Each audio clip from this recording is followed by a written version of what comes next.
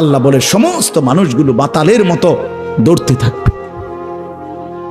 এইভাবে সব কিছু কাঁপতে কাঁপতে সব কিছু কিছু দূর গিয়া গিয়া ভাঙ্গা ভাঙ্গা পড়বে, মুখ থুবড়ে পড়বে। তো আল্লাহ রাসূল সাল্লাল্লাহু আলাইহি সাল্লাম বলেন সমস্ত কিছু এই সৃষ্টি জগতের যা আছে আল্লাহ ব্যতীত সব কিছুই প্রথম ফুঁয়ের পরে কাঁপতে কাঁপতে ভূমিকম্পের মতো হয়ে জমিনের তলদেশে চলে যাবে। মাটির উপরে তখন একটি সুতা আর থাকবে না, আর কিছুই না। এই হলো কিয়ামত, প্রথম ফুঁ, প্রথম ভূমিকম্প।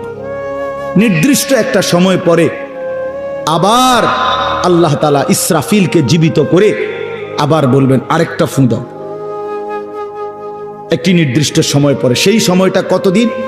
হাদিসের একটি বর্ণনা থেকে, নবীজির একটা বর্ণনা থেকে মুহাদ্দিসিনে কেরাম বলছে এই দ্বিতীয় ফু আর প্রথম ফুর মাঝখানে, প্রথম ফুতে সব কিছু যখন কবরে চলে যাবে তখন হতে পারে দ্বিতীয় ফু দিতে দিতে মাঝখানের সময় 40,000 বছর। আমার বন্ধু, আমার বাপ